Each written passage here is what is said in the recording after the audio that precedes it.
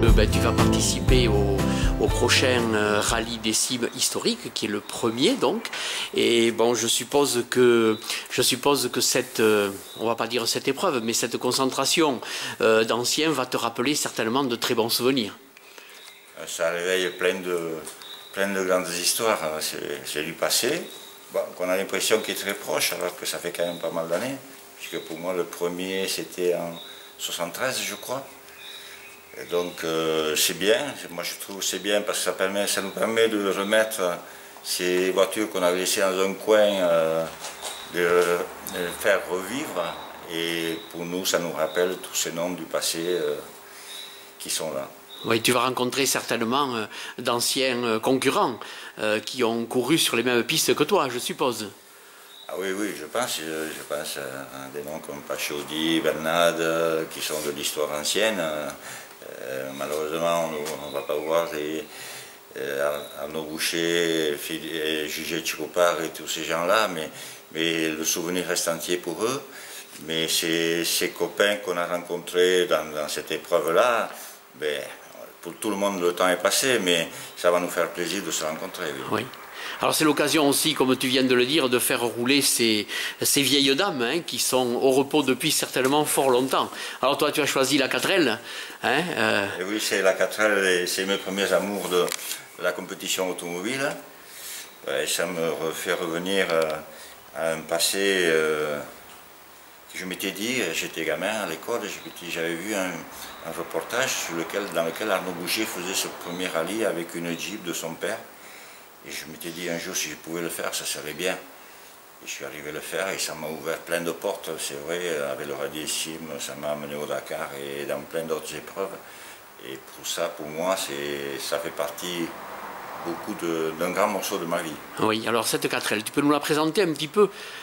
Alors cette 4L, je l'avais sortie en 73 ou 14, je crois. Je l'avais acheté à l'occasion, elle avait son petit moteur de... je crois que c'était un 850 cm3. Ça me paraissait un peu juste parce que quand même ça monte les cimes. J'avais dit je vais l'adapter un peu, je vais lui mettre un petit moteur un peu plus gros, c'était un 1100 cm3. J'avais fait les cimes et je crois que j'avais fini 11e à Saint-Jean-de-Luz, c'était pas mal en haut de la rune, on avait l'impression d'avoir fait quelque chose. Et après progressivement on l'a fait évoluer jusqu'au jour où on a monté un 1600 cm3 qui était un 12 Gordini qu'on avait préparé, qui faisait dans les 140 chevaux.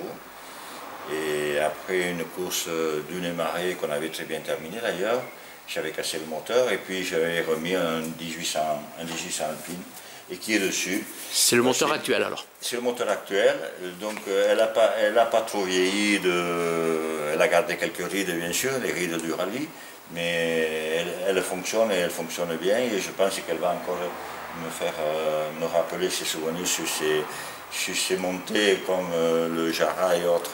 Oui, alors dis-moi, c'est une 4 roues motrices quand même, c'est une 4L Sempar? Oui, à l'origine c'était une 4L Sempar, mais là-dessus, il n'y a plus grand-chose du Sempar, puisque dessus c'est un 100 Alpine avec une boîte à vitesse qu'on a conçue, avec un pont arrière de 505, donc la transmission est avec un train avant de 5 Alpine aussi.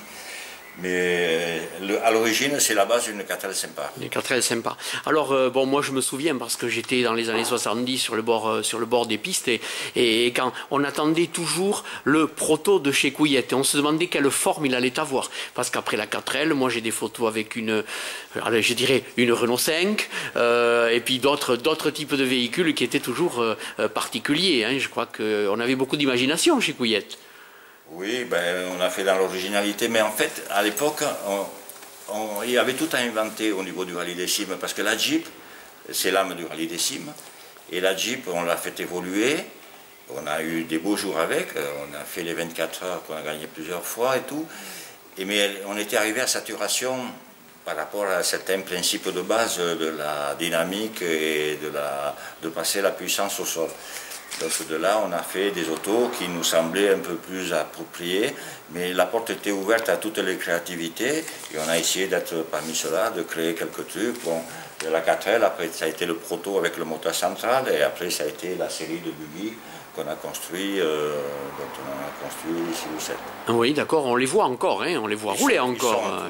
Ils sont toujours là. Là. Cette année aussi, mais il y en aura 4 ou 5, c'est déjà bien. Ah oui, ils sont motorisés par Renault aussi, par des moteurs Renault. Il y a de tout. Il y a un peu de tout. Il y a du Porsche, il y a du Nissan, il y a du Renault, et il y a, qu'est-ce qu'on a encore? Il y a de l'Audi. Oui.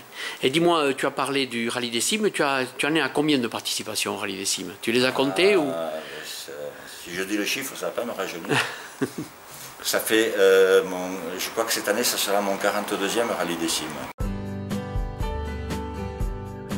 Renault Véhicule Industriel créa dans le Rhône une filiale dénommée Simpar, société industrielle de production et d'adaptation rhodanienne. Outre les camions, Simpar était surtout connu du grand public pour ses transformations en 4x4 des automobiles Renault, goélette pour l'armée, 4L, Rodeo, R6 et R12. Elle jouait pour les automobiles Renault le même rôle que celui de d'Angel pour Peugeot. Les véhicules Renault Simpar ont pris part à de nombreuses compétitions automobiles, notamment en tout-terrain. Une 4L Simpar, pilotée par les frères Marot, a couru le Paris-Dakar en 1979 et 1980.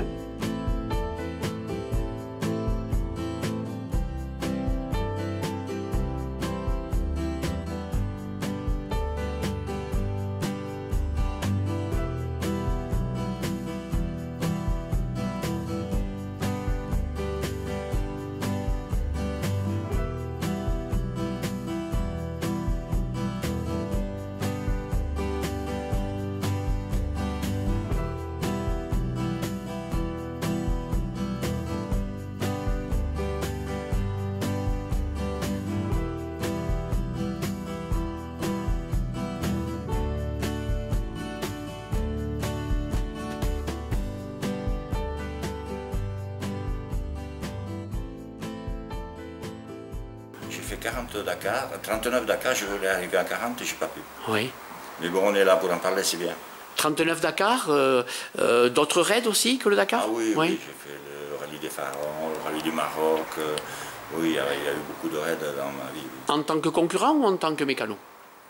Pratiquement tous en tant que concurrent. Le Dakar, ça a été d'abord en tant que concurrent, ensuite en tant qu'assistance rapide, ensuite en tant qu'organisateur, puisque si j'ai 40 participations, ça en fait plus que le nombre de Dakar, puisqu'en fait, pendant 7 ans, je me suis occupé de l'organisation, je faisais les reconnaissances pendant un mois et je partais en ouvreur pendant la course. Donc ça faisait 2 participations, ça compte double en fait. Oui.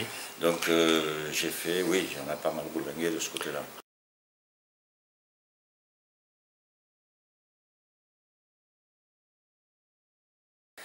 Et les frères Marot m'avaient demandé si je pouvais leur faire cette même évolution. On l'avait faite. Et à la suite de ça, 2 clients m'avaient demandé de préparer une bagnole pour faire le Dakar, identique à celle des Marot. Donc on fait la voiture et ce qui m'a mis le pied au Dakar, c'est que l'un des équipiers qui devait être le pilote n'a pas pu faire le Dakar.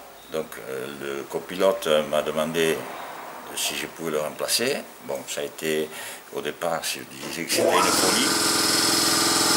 Et puis je me suis laissé faire et c'est ce qui m'a mis le pied au Dakar. D'accord. Donc avec les frères Marot? Avec les frères Marot. Et après j'ai fait avec eux 3 Dakar, l'année où ils ont gagné avec la Renault 20 et 2 années avec la Renault 18. Et là je faisais en assistance rapide. Ah oui, d'accord.